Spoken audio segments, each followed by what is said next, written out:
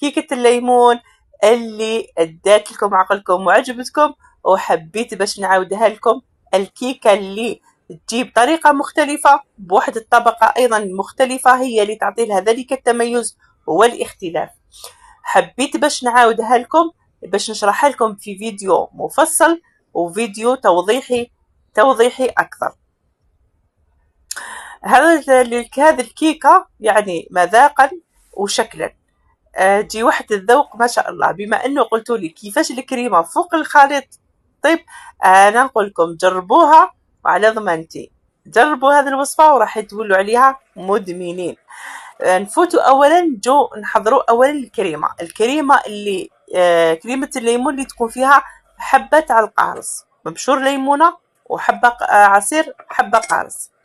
ندير هنايا زوج كيسان تاع نخلط في ريسيبيو. نجيب 2 كيسان تاع الحليب، ندير 3 مغارف سكر، 3 مغارف مايزينا، وندير حبه تاع البيض ومبشور ليمونه، مبشور الحبه تاع الليم، ومن بعد نعصر ديك الليمونه كامله. انا درت النص. لمحبي الحامض يدير ليمونه كامله، معطر ومنكه الليمون، يعني تعطي لها ذاك اللون الاصفر والمعطر يزلا في العطر تاع الليمون. اللي تحب الحامض تدير على حسب ذوقها هي، ذوق تاع الليمون تاعها، درجه الحموضه، يعني حبيتي ديري فيها حبه كامل حبه ونص على حسب انتي واش تحبي الليمون. بعد ما هنا طيب لي الكريمه، من بعد نرجع بارد في بارد ونروح نحطها في كاسرونه ونطيبها على نار تكون متوسطه. بعد ما طيب لي الكريمه تاعي نرجعها في ريسيبيون، وهنا نحطها نغطيها بابي ولا بابي فيم ولا ان ساشي هكذا يلامس سطح الكريمه. نخليها فقط فوق الطاوله ولا فوق البوطاجي، يعني ماشي لازم تدخل فريجيدار.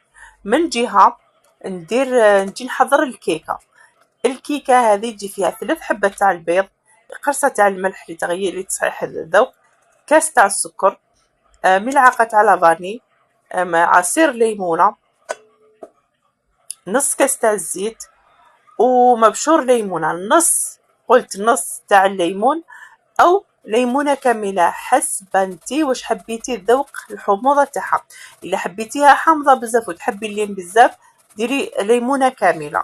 حبيتي تعطيلك شويه برك تاع المذاق تاع الليم كيما انا درت، انا نص ليمونه. انا ولادي ما يحبوش الحامض بزاف، انا نحب الحامض لكن درتها لولادي، ولادي ما يحبوش الحامض بزاف نقصت.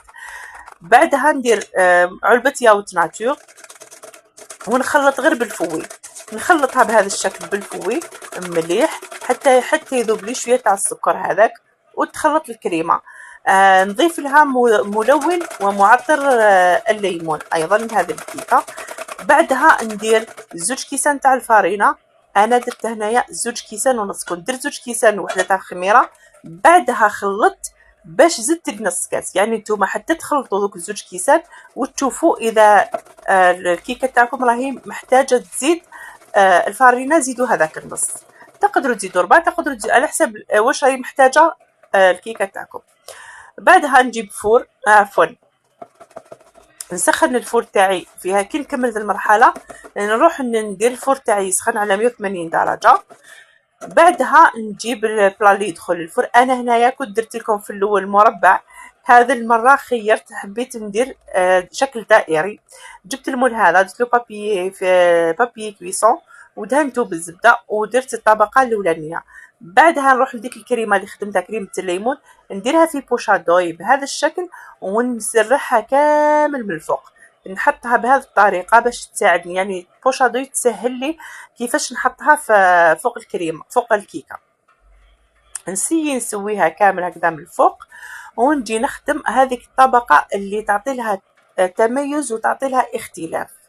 الطبقه هذه تجي صابلي، يعني كوما نخدم في ان بات صابلي. ندير 2 مغارف تاع مارغرين او زبده ذايبه، ماشي ذايبه، تكون على درجه حراره الغرفه، لازم تكون على درجه حراره الغرفه ما تكونش جامده. وندير 2 مغارف سكر كريستاليزي، وندير 4 مغارف فارينه، 4 مغارف فارينه، ونبدا نبسسها بهذه الطريقه بيدي حتى تولي لي بهذاك الشكل الرملي، تولي صابلي. شوف كيفاش نحكها بين يديا حتى نتحصل على ذاك الشكل الصابلي. بعدها نحطها فوق الكيكه نحكمها ونحطها مباشرة فوق الكيكة بهذه الطريقة، نفرشها كطبقة من الفوق. صدقوني كي تكونوا تاكلوا فيها تعطيكم واحد الذوق ما شاء الله، تحسي بواحد الاختلاف، صح، تميز. بعدها نديرها الطيب، نطيبها من الفوق ومن التحت. كي تطيب لي من الفوق من التحت نحمرها من الفوق، ومن بعد ندير لها، هي من الأحسن نخليها تبرد قبل، حتى تبرد تماما في الثلاجة. أنا هنا مباشرة جيت خليتها يا ربي واحد ربع ساعة، بردت شوية ودرت لها الكراميل من الفوق. يعني الكراميل هنا كتزيين، تحبي ديري 2 مغارف سكري كلاص عصرة قارص، وديري لها معطر ومنكه الليمون، وديري كاس ككلاصاج من الفوق، وديري لها هكذاك زيكزاك من الفوق. هذه ايضا تجي معاها. انا عندي الكراميل، فضلت ندير الكراميل.